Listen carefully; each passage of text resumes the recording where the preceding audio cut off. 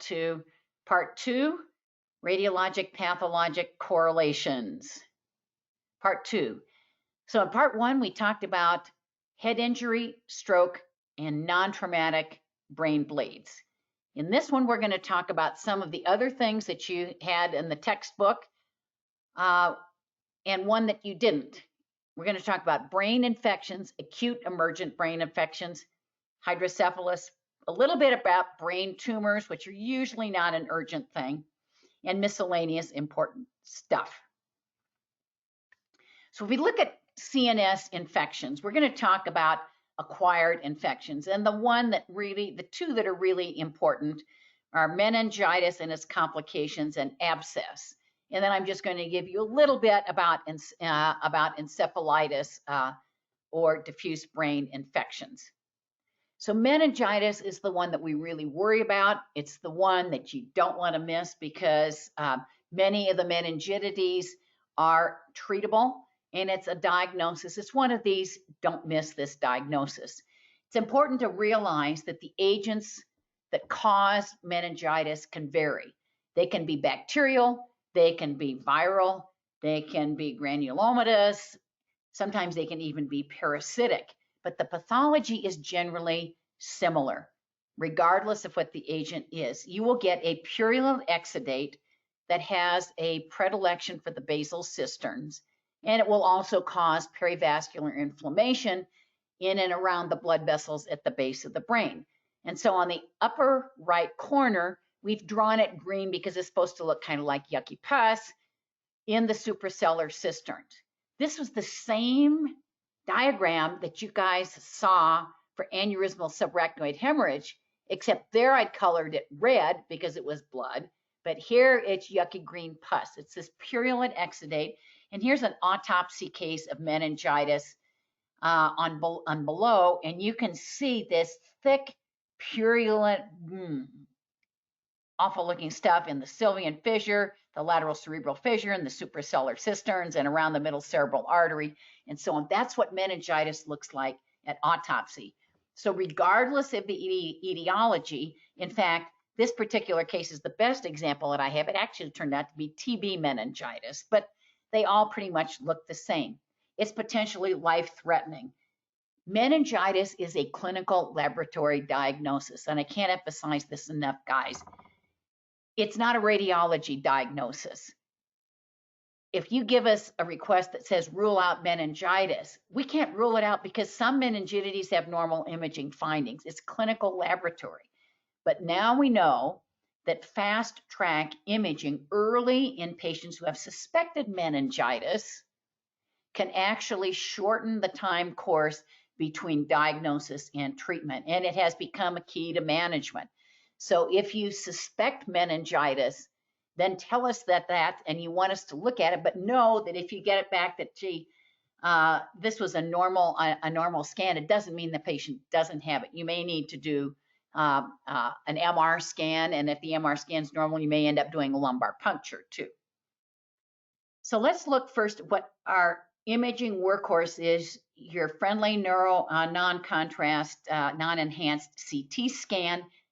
Here's a key point. It may be normal early. You may see nothing. Or you may just see non-specific hydrocephalus. And here's on the upper scans here are two non-contrast CT scans in a patient who had documented improved meningitis. And all we saw was a little bit of ventricular enlargement. And that was it. So non-specific hydrocephalus could be normal. Non-specific hydrocephalus, if it's been cooking along for a little while, what you'll see is sulcal cisternal effacement. So here is, and by the way, feel free to interrupt if you guys have got questions. Here on this non-contrast CT scan below, it's a really interesting case because it really dramatizes the difference between what relatively normal CSF looks like and what pussy CSF looks like. So over one hemisphere here, you see kind of the normal dark gray of CSF. That's what CSF in the ventricles like this and in the sulci should look like. But over the other hemisphere, the left hemisphere, it looks a lighter gray. In fact, it's kind of hard to see where the sulci are. That's because there's pus in them. And if we give contrast, that pus and stuff will often enhance. Here's an autopsy case, the closest one that I could find that, that goes along with this, where one hemisphere looks relatively normal and the other hemisphere has got pus over it. And I know this is going to sound kind of gross, but imagine that you stuck your finger inside your nose and you honked a loogie. You pulled out a booger and you smeared it over one half of your brain. It would look something like this. This is booger brain on the right. This is normal brain on the left, seen from top down. And that's what it looks like when you do a CT scan. This is booger brain. And this is what booger brain looks like when you give contrast. Now, most of the time now, if we suspect meningitis, we'll go right to MR. So MR is better than CT, and I'm going to show you the patterns that we see on MR. Sometimes we'll see the dura and the arachnoid thickening, and I've drawn this kind of in white because when we give contrast, that's what it looks like. It kind of turns white on MR scans, just like it turns on CT scans, but for different reasons. And here is booger brain. Boogers or pus in the pia and the subarachnoid space. And you'll see that the configuration is quite different. The dura arachnoid one looks like it's just thickening along the inner margins of the skull. This one looks like the white ink pattern poured into the sulci. And that's your booger brain or meningitis. And here's an example of what it looks like on MR. On MR, a FLAIR scan, which is a fluid attenuated scan, will suppress normal spinal fluid, so it'll turn dark like the fluid in the ventricles does. But instead of turning dark, in this one, it is bright white. And in this one, same case, when we gave contrast, oh my heavens, this is the most dramatic case I think I've seen. All of the pia in the subarachnoid space just light up like white. This is booger brain. This is meningitis with sulcocisternal enhancement when we give a gadolinium-based contrast agent to make things turn white on our T1 weighted scan. Here's another case, a close-up now of booger brain with pus over the surface of the brain and the sulci. Here's in this particular scan, you see post-contrast, you'll see white over the surface of the brain. And if you do a diffusion scan, it will restrict. We haven't talked about diffusion weighted scans and you don't need to know that, but it will do that. Complications of meningitis are legion. One of the most important ones is that it alters the CSF flow and resorption and you can get hydrocephalus. We'll talk about hydrocephalus a little bit more, but here's an autopsy case in the upper right of meningitis. You see some of the pus over the surface of the brain. And here's the cerebral ventricle. The lateral ventricle is just blown up. It's like 10 times normal size. And that's because the flow and resorption of spinal fluid has been altered. On the below scan, that's a sagittal T1 weighted scan in a patient with meningitis, and you see the lateral ventricle and the fourth ventricle enlarged, just a complication of hydrocephalus as a complication of meningitis.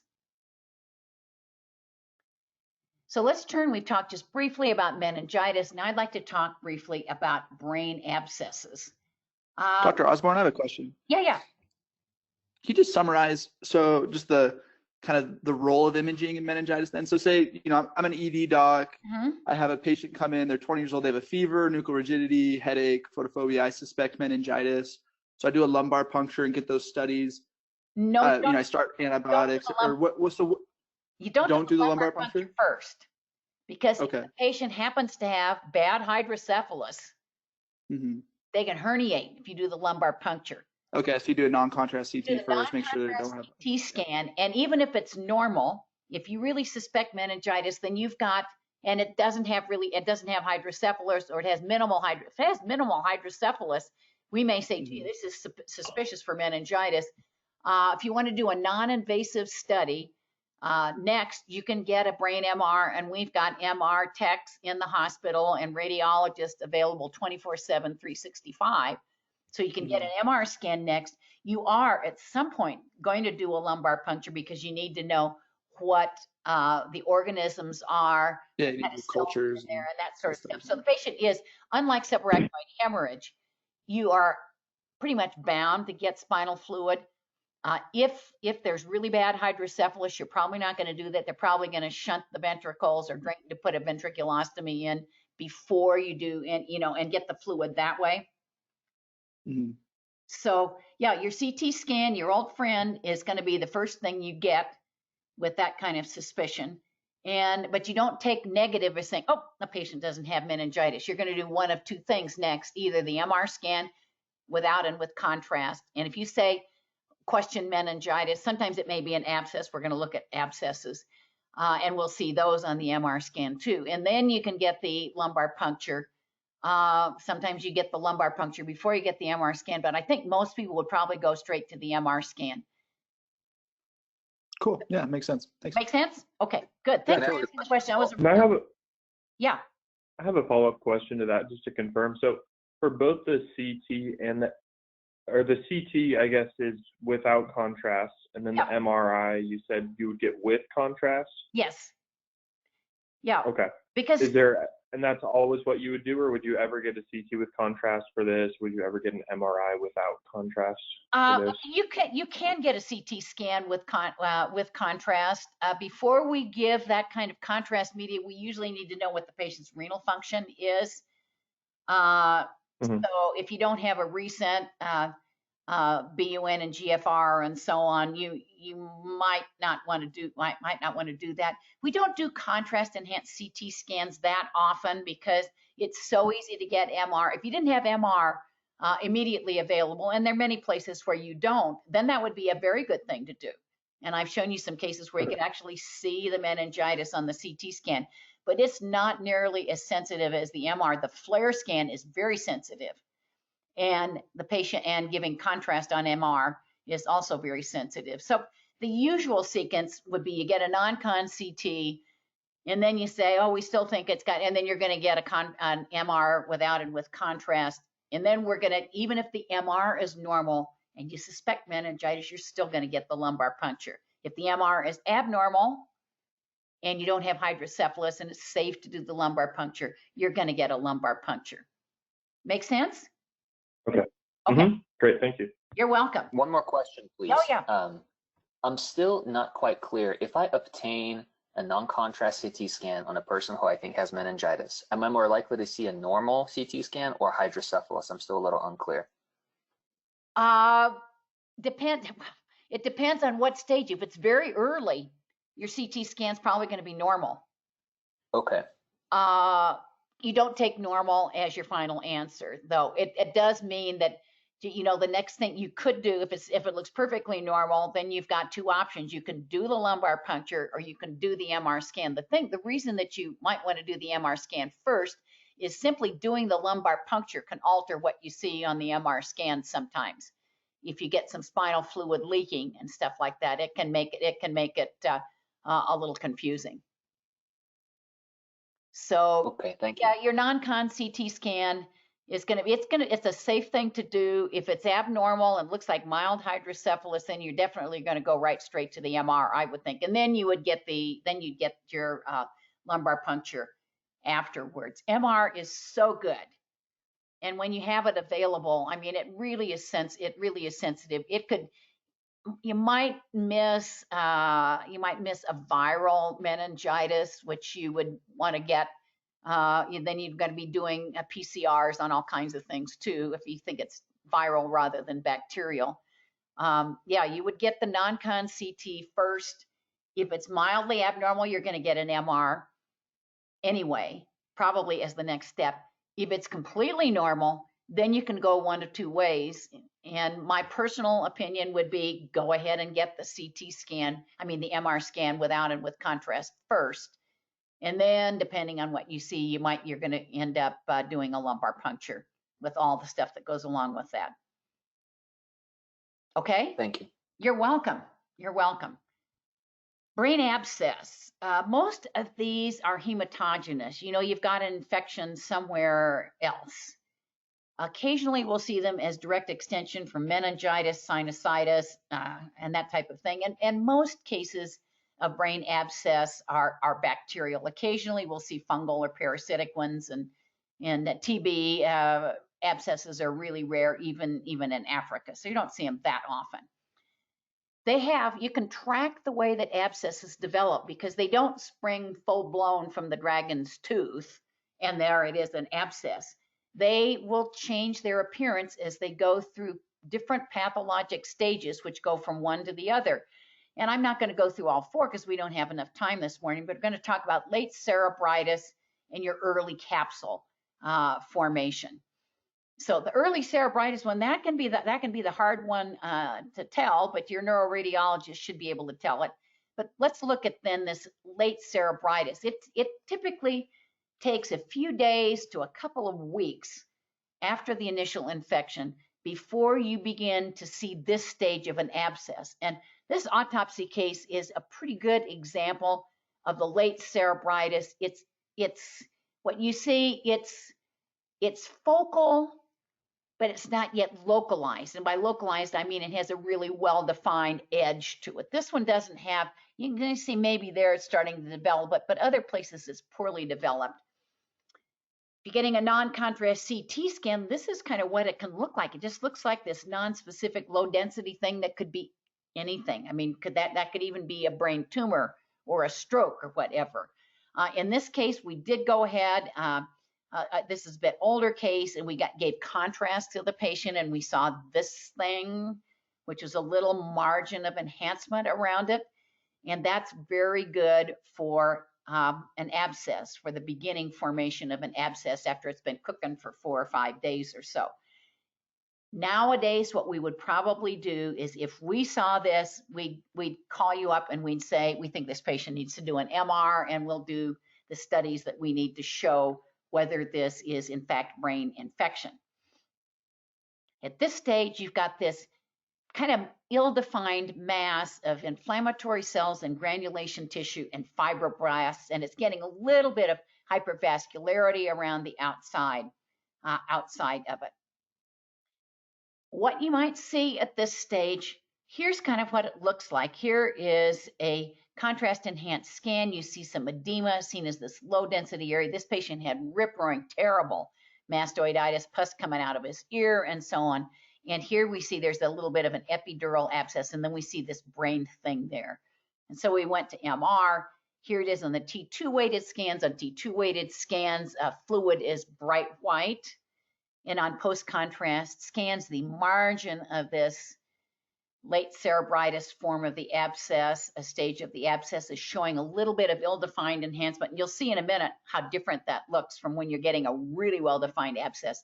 But the cool thing is diffusion-weighted scan.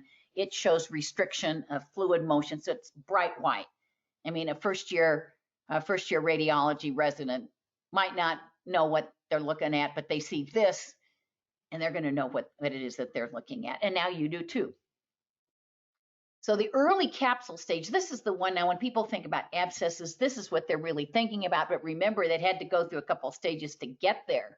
And it usually takes at least a couple of weeks before that brain mass of inflammatory cells and fibroblasts and gunk and stuff gets encapsulated and forms a nice rim around it. And so now, instead of this ill-defined mass like this, now what you're seeing is a really sharply marginated mass. And here, this is a really great autopsy case because it shows what I'm going to show you on a scan, which is that there's not just one rim around an abscess, but the abscess wall has 2 rims around it and frequently a little petechial hemorrhage around it in that wall. So you're going to see a collagenous capsule, a liquefied necrotic core full of pus and gunk, and 2 concentric rims that you can actually see the difference between them on MR scans. And here's a good example. This is about the best one that I think I've ever seen. If If you do a T2 weighted scan, you can see the outer rim is kind of really dark, and the inner rim is kind of intermediate gray, and then the center part of it is bright white. And then there's edema, that's all this white stuff around it. And here's our post-contrast scan. That capsule enhances intensely.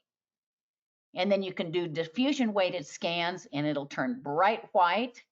And you can even do MR spectroscopy, which you guys don't need to know, but we can see all these things. And we'll say, oh yeah, that is a typical abscess.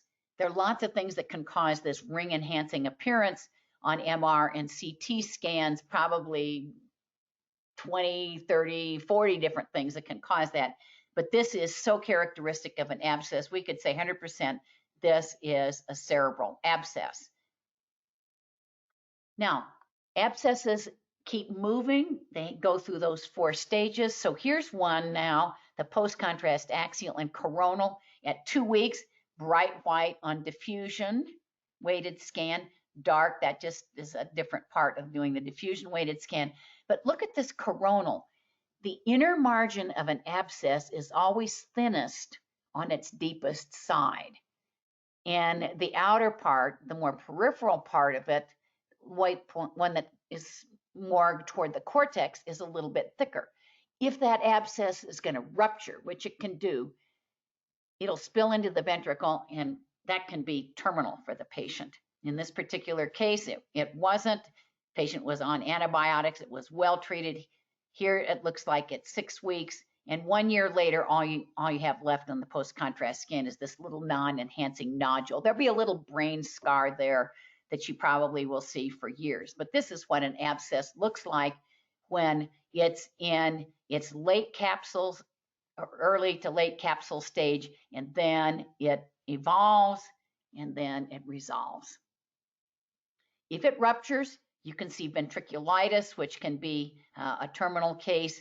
Here you see a nice example of meningitis with the enhancement around the brainstem. This is all inflamed pia and stuff. And then here's the enhancement around the margins of the ventricles. This is what happens. The patient died, and there's pus in the ventricles. Septic emboli can come from things like the heart, and when the heart shoots off septic emboli and so on, they can lodge in the brain, and they typically lodge at the gray matter, white matter interfaces and on the surface of the brain, and they will give lots of tiny little abscesses. So this is a patient with multiple septic emboli and multiple abscesses, and you can see some of them have got a well-defined rim around them. Some of them are just tiny little spots and dots, and here you can see the diffusion restriction. And so yeah, we can see septic emboli quite well. Encephalitis. Encephalitis is a generalized diffuse infection. And as opposed to abscesses, which are mostly bacterial, these are mostly viral. Here is the most common one that we see is herpes simplex virus number 1, type 1. It's the most common of the sporadic encephalitides. The epidemic encephalitides, the ones that come and go and don't have an epidemic or pandemic associated with it. Interestingly enough, what's the most common one in North America? West Nile virus. I mean, who knew? When I was in medical school, if somebody told me I had to learn about West Nile virus, we were having a hard enough time learning about parasites, because we said, why should we learn about stuff like visceral larva migrans and cysticercosis? We're never going to see this. Dead wrong. We see a lot of cysticercosis in the other. West Nile virus, it was originally West Nile, but in the last 20 years, it spread from the Northeast all the way across the country in Canada, and it is now the #1 most common epidemic encephalitis in North America. Japanese is the one in Asia, and I put in novel coronavirus just to remind us that as widespread as it is, it's more common to see pulmonary infections than it is to see central nervous system infections. So novel coronavirus is not as prevalent as West Nile virus is in North America, at least not yet. So let's talk just briefly about herpes virus infections. Most of them are HSV1, not the genital infection HSV2. Other herpes viruses, we're not going to talk about these, but these are VZV, Epstein-Barr, cytomegalovirus virus, and HHV6. And we do see all of these, but the one that we see most common is HSV1. And this is the one, if you're in the emergency room and you suspect encephalitis in the patient, probably 90+% of the time, it's going to be a herpes virus infection. And because we now have antiviral agents, it's really important to make that diagnosis right away. Well, what does herpes virus do to the brain? It's totally like nasty. I mean, it is an hemorrhagic encephaloclastic kick the HE double hockey sticks out of the brain virus.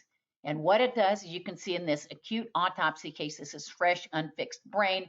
Here is the temporal lobe, which is where it is most commonly. And you can see it's swollen, edematous, hemorrhagic, petechial hemorrhages, and so on. So what do we see? If we see anything on a non-contrast CT scan, it's going to be kind of low density, like this on the non-contrast CT scan. And that could be a lot of things. That could be a stroke. It could be a brain tumor. In this particular patient, contrast was given. We would now not do that, but you can see a little bit of enhancement around it. Even if the CT is normal, if you suspect encephalitis, we go straight to MR because MR is like way more sensitive. And so here's a typical case. It's much more sensitive than CT. And FLAIR scans, those fluid attenuated scans where the spinal fluid turns dark, and the brain, if it's infected or stroked or anything, problems with it, it's going to turn white. And so here you see the typical bilateral temporal lobe, but somewhat asymmetric involvement of herpes encephalitis. And the reason this is important to do and to do quickly is if we even suspect herpes encephalitis on our imaging case, we'll tell the ER guys and they will start the antiviral agent before they've done the PCR. They don't wait, because if they wait, this is going to be a terrible encephaloclastic kick the HE double hockey sticks out of the affected brain. And even if you give antiviral treatment, sometimes it does its terrible thing anyway. Now I want to talk just briefly about emerging viral infections around the world. I spent a lot of time in airports, or did before recently, because I go all over giving lectures and so on. And I look for things in the reading racks. Now I have my Kindle, so I don't do that anymore. But you know, you peruse and I saw this one. From deep in the rainforest, a killer virus stalks the human race. And this was a novel that was written when the Ebola first emerged. These viral hemorrhagic fevers are the so-called hottest biologic agents. I haven't seen anywhere anybody puts coronavirus, COVID-V2 yet, SARS-CoV-2, but it must be right up there. These are all biohazard level 4. There's no known vaccine and no known cures. And all the nasty actors that you've ever heard of, the one that prompted this was Ebola, but all these others are common. And one of the reasons that the original viral epidemic task force was put together in the Obama administration, because they were really worried that Ebola would reach the US. And you may remember that there were a couple of cases that were actually transported to the US. But this is Ebola is transmitted by blood and so on. And it's not an airborne respiratory virus. So this is yesterday's fiction is today's news. And this is one that was from the Congo during one of the Ebola crises. And it doesn't occur just in Africa. And I can remember talking to infectious disease guys, and they would talk about what they thought the big one would be. Ebola, if it got loose in the US, or maybe an especially nasty influenza that would make the 1918 flu epidemic look like a walk in the park by comparison. But it turns out it was neither one. What it was, it's SARS-CoV-2 coronavirus. I remember, and was when SARS came out, were actually articles written that called it SARS Wars, which was kind of putting a nice name on something that was not so nice. And Middle East Respiratory Syndrome. This one, SARS, this one came from camels. This one was a zoonosis thought from bats. And SARS-CoV-2 thought to be one that did two species jumping things, probably started in bats, then species jumped to the intermediate host, which was the pangolin, which was in the Wuhan wet markets as a delicacy and an endangered species. And it did its second species jump to humans, and it causes acute respiratory distress. We don't see anything, nobody's talking so much about the central nervous system symptoms, except if you guys watch Cuomo live on CNN at 7 p.m., he got the coronavirus. And I was watching it last night and the night before, and he said something very interesting. This virus really messes with your brain. He said, I was having hallucinations, and I was having, and all that. And I said, yeah, it does have brain symptoms. It's just that people don't talk about it very much. It can cause an acute necrotizing encephalitis, a form of viral encephalitis, and it may cause brain bleeding. You can maybe remember hearing about when our brave anesthesiologists are doing the intubations, God bless them, for the coronavirus patients. They said they often get a lot of lung bleeding. Well, I think it may be doing the same thing in the brain too. But this is the one thing that they've been proven. And I took this from the recent literature. It was just 2 weeks ago. And this is what happens. One of the reported things that happens with the coronavirus. It's like an influenza-associated cytokine storm that can affect the medial aspects of the thalamus. Here's an autopsy case that I happen to have from a colleague, and you see the hemorrhagic necrotizing lesions in the medial basal ganglia, the medial thalami.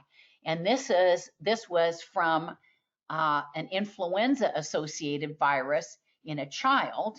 And here you see the same thing. This is a case from Primary Children's Hospital with the sorts of lesions that you'd see here. It's the same thing that we're seeing with coronavirus, are these thalamic lesions. So if your patients are acting weird and so on, don't send them to imaging. It takes about 2 to 3 hours to do a thorough cleaning of the CT scanner or the MR scanner. So these are very rare to image unless it's just absolutely critically necessary. The other thing that they can get are diffuse brain bleeds. It's the type of thing that happens with sepsis, DIC, and it's the type of thing that can happen with high altitude sickness when you get these diffuse brain bleeds. And here's a case of one in a patient with acute adult respiratory distress syndrome, and you get brain microbleeds. And that can also be going on our COVID patients. So just enough to say it's probably hypoxemia related. So we've talked about brain infections, emerging infections. I'd like to talk a little bit about hydrocephalus. Hydrocephalus just basically means water brain, but it's used specifically to refer to when the ventricular system blows up and gets bigger than it should be. The classic model of CSF circulation that you guys may have learned, but it's probably not correct, is that CSF is produced by the choroid plexus, and then it goes into the ventricles, and it has a unilateral flow where it goes from the lateral to the third through the foramen of Monro, then the aqueduct, and then down into the fourth ventricle, and out Magendie and Luschka outlet foramina, and into the CSF cisterns and around the spine and the subarachnoid space, and it's resorbed through the arachnoid granulations into the venous sinus fluid. That's way too simple. The updated model is probably that the spinal fluid and the interstitial fluid, CSF and ISF, the brain's extracellular fluid, are in basically a water balance, a homeostasis. And the brain's glymphatic system is the way that the brain's garbage gets emptied out, primarily at night. So if you're short on sleep, you're probably not emptying your brain garbage as much as you should. This brain glymphatic system, the interstitial fluid, circulates through the brain extracellular spaces. That interchange is mediated by aquaporin 4 channels, and the brain fluid, the interstitial fluid, drains through perivascular spaces. So when people tell you the brain doesn't have lymphatics, it has glymphatics, and there are actual lymphatics in the dura and so on. And so that interstitial fluid carries with it like amyloid protein and bacteria and dead cells and all kinds of crap out from the brain, and then it goes actually through the cribriform plate into the nose and into the lymph nodes, the cervical lymph nodes. But be that as it may, hydrocephalus, it's in your book, so we're going to talk about it, basically means water brain or water head. Some people will call that's ventriculomegaly, that just means large ventricles. It doesn't necessarily mean hydrocephalus. And keep in mind that hydrocephalus and ventriculomegaly are descriptive terms, not a diagnosis. And it's very oversimplified to talk with it like your book did between communicating versus non-communicating. Regardless, the goal of imaging is to find the etiology. Why does this patient's brain, are these patients' ventricles big? Look at the autopsy case. Those ventricles are like 10x normal. Well, we have to find the etiology. Is the etiology inside the ventricles or is it outside the ventricles? Does it have something to do with the glymphatic system? And we want to identify if it's acute or chronic. So I'm going to show you just a couple of quick examples of the easiest kinds of things to understand. Interventricular obstructive hydrocephalus. This one's caused by, in this autopsy case, now you can see big ventricles, lateral ventricles are big. This one is a cyst that forms at the foramen of Monro. It's high density because it's really proteinaceous. It's like inspissated snot in a little ball sitting right there at the foramen of Monro. And it makes the lateral ventricles get big. It blocks the egress of spinal fluid from the lateral ventricles. And then you get this accumulation around the ventricles of low density, kind of ill-defined fluid. People used to say, well, that's CSF that's extruding through the walls of the obstructed lateral ventricles. Is it that way, or is it buildup of brain interstitial fluid? We don't really know, but when you see that and it gives that kind of hazy look to the ventricles, that means it's acute obstructive hydrocephalus, and that becomes a surgical emergency. You can have intraventricular obstructive hydrocephalus. Colloid cyst is one example. Here's another kid with a brain tumor that fills the fourth ventricle. We see that on the sagittal and the coronal post-contrast MR scans. And then look at the ventricles. Here is the large lateral ventricles, big third ventricle, big aqueduct, and then the fourth ventricle completely plugged by this thing. And so it's blocking the egress of CSF, and they're causing the ventricles to get bigger. So we've identified that the ventricles are bigger than they should be, and the cause is this tumor. So we've identified the cause.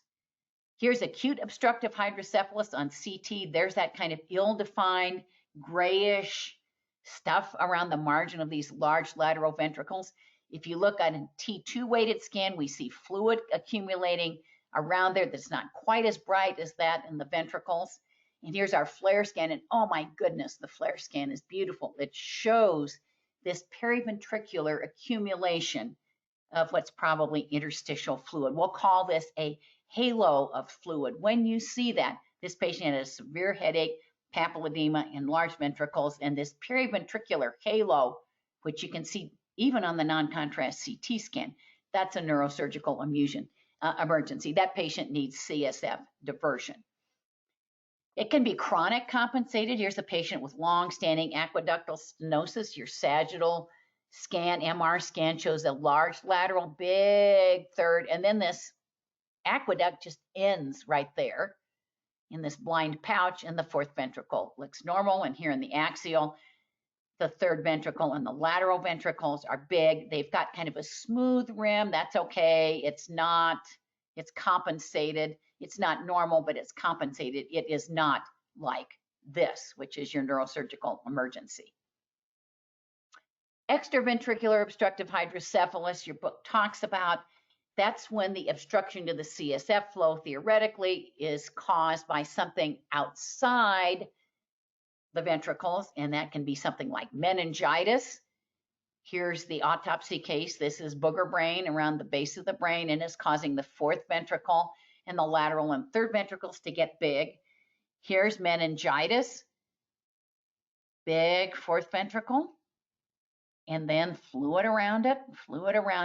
And in this particular case, the neurosurgeons stuck a tube in the lateral ventricles and put contrast in it, and they could see contrast on the CT scan go out the lateral recesses of the fourth ventricle and then get stuck there because they're scarred down from the extraventricular, or so-called communicating. I think that's a bad term, but that's what your book uses, communicating hydrocephalus. Now, one thing that is not in your book that I think is really important for you guys to know, what happens when you get spinal fluid leaks and sequelae. There's a syndrome called intracranial hypotension. It's basically CSF hypovolemia. Hydrocephalus, the obstructive hydrocephalus, was basically too much brain buildup and blockage. This one is too little CSF in the spinal fluid, and you get hypovolemia. It can be spontaneous or traumatic and so on. And what happens is that the spinal fluid is draining out, usually through the spine someplace, and the brain slumps, and everything gets all messed up there. You can have severe headache and orthostatic hypo that is better when you lie down and worse when you stand up. Severe intracranial hypotension can be a fatal thing, and imaging is the key. Somebody's going to come in with a headache, and your neuroradiologists hopefully will recognize this on the scans. And you can see suggestions of it on a CT scan, but the MR is really the best. Here's the brain slumping. And here it is on your sagittal T2 weighted scan. It'll look like the tonsils are down through the foramen magnum. It's sometimes misdiagnosed as a Chiari-1 malformation, which is a terrible misdiagnosis because the neurosurgeons will go in, they'll take this out, and it'll make it worse. So that's intracranial hypotension. Here's just an example of really severe brainstem slumping, and it can cause, because it sucks the brain down and can rupture bridging veins and so on. It can cause subdural hematomas, which we see on this MR scan. Okay, we're going to close now with the last couple of quick things about brain tumors, and then one or two important stuffs, and then we'll take your closing quiz. Brain tumors. I don't know why this was in your book, but I think it's probably a good idea to understand just a little bit about brain tumors. Excuse me for drinking my smoothie while I'm talking to you, but I've been lecturing since 7 o'clock this morning. So, two general types of brain tumors: primary neoplasms and metastases. And if you count whether it has 20 metastases in a brain or one, and you say which is more common, primary neoplasms or metastases, they're both about equal.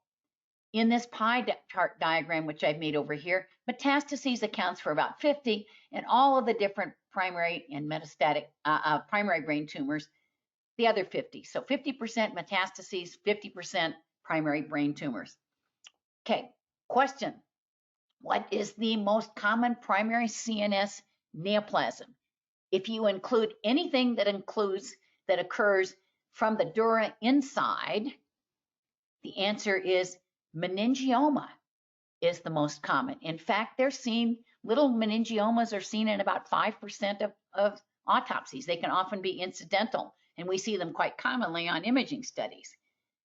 If you talk about brain tumors in the brain itself, they're more commonly gliomas, account for about not quite a third of them. And of these, the most common one is astrocytomas.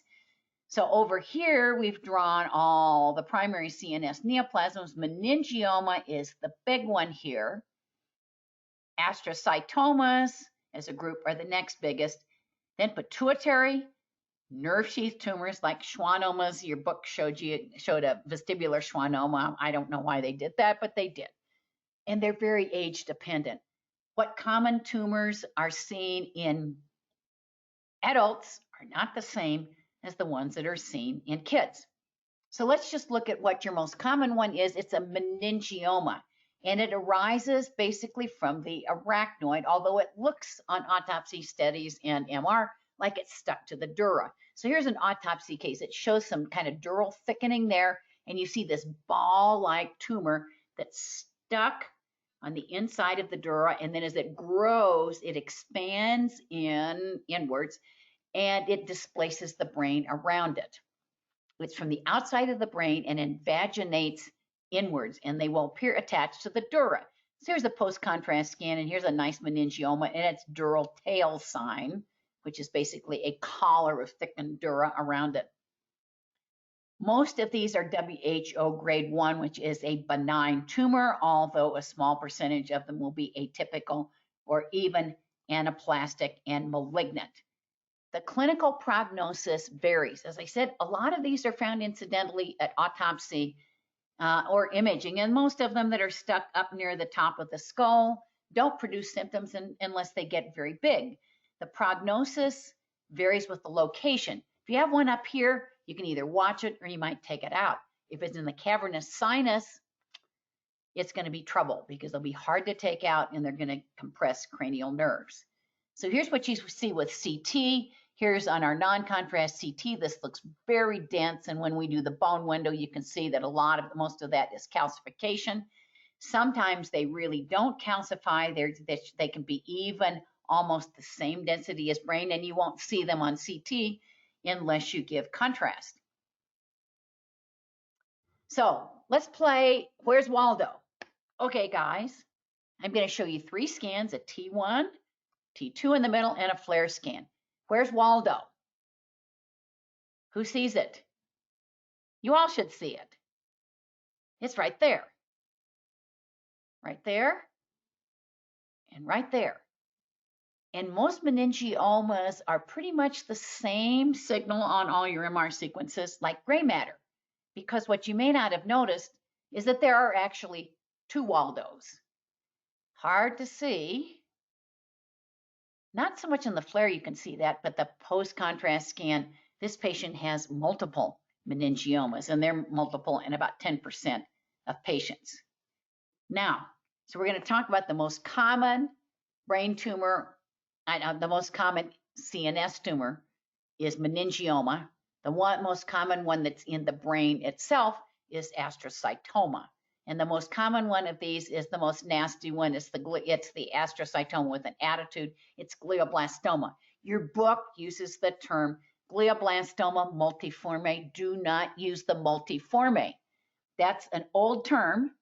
The pathologists have abandoned it.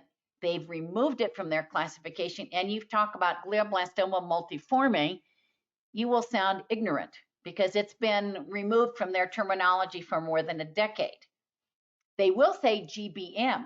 So one time I asked my neuropathologist, I said, wait a minute, you say don't say glioblastoma multiforme, but you refer to it as GBM. How come? Oh, she said with a grin, GBM then is for glioblastoma, whatever. It's the most common malignant primary brain tumor, and it's the most aggressive. It's a WHO grade 4. The meningiomas that looked at, those were grade 1 tumors with rare exceptions. Glioblastoma, this is a CT without contrast. This is a CT with contrast. We usually are getting MRs and say, but it is an ugly, necrotic, nasty looking tumor. It's got this rind of enhancing tissue around it and a lot of central necrosis. It will often have hemorrhage in it, and this is a nasty looking tumor. The time from diagnosis to death usually averages about 10 months. Other primary neoplasms, your book had vestibular schwannoma, looks like an ice cream on a cone. Pituitary macroadenoma looks like a snowman with this kind of, yeah, looks like a snowman. Metastases, we're just going to close with metastases, and then I'm going to skip the stuff on multiple sclerosis and so on. Metastases can be in the skull, in the dura, and in the brain parenchyma. Just an example of breast cancer centered on the diploic space of the skull, and you can see on the contrast enhanced scan the meninges enhancing around it. Sometimes it's better seen on MR, and you can see it in the diploic space and as this dural thickening. Brain tumors, parenchymal metastases can be hard to see on non-contrast CT scan. You might say, well, what's going on up there? That's treated breast cancer, lots of metastases. But the way we usually look at these is with MR. And I'm showing you that most of these metastases are common at the gray matter, white matter interfaces.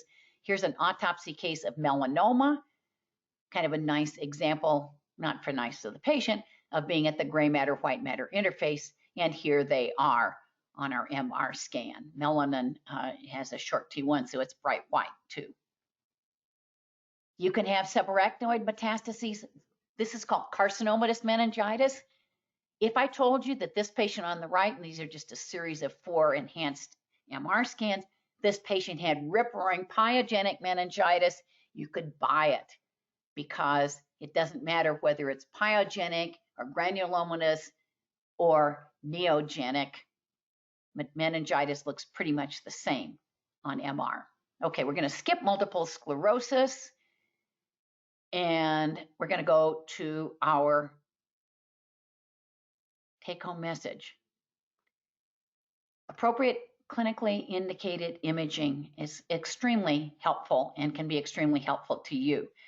We are your friends. We need as much clinical information as you do. When you don't know quite what to do, pick up Mr. Alexander Graham Bell's wonderful invention, the phone, and ask us, does my patient need imaging? And if so, what is the best first step?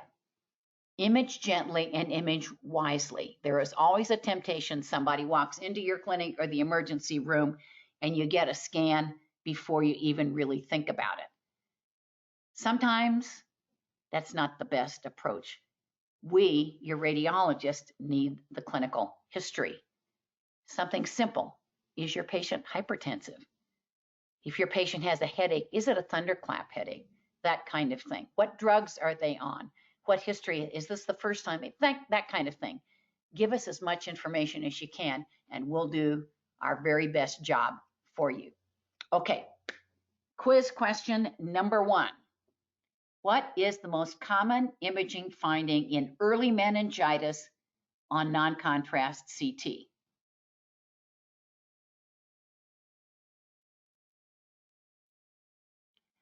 And I know that you're thinking there might be 2 possible answers, but let's assume it's really early meningitis. Normal, hydrocephalus, booger brain, that type of thing.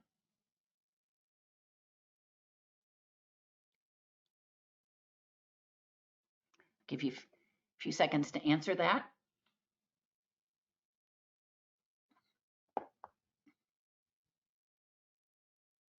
Okay, quiz question number 2. Which is not found on early onset of cerebral abscesses? Early. That's the key phrase here. Early cerebral abscess.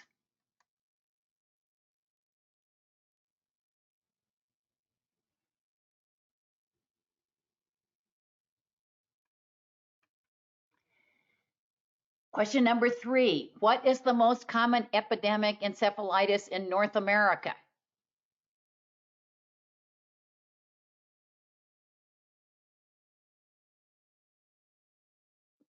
Hopefully that's an easy one. Hint, it's not novel coronavirus.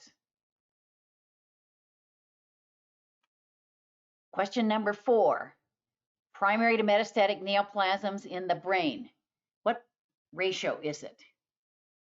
Is it somewhere between 15 and 85 to 85 and 15? Which of these is it? And finally, the most common primary brain tumor in adults. Brain, not CNS. Brain, parenchymal tumor.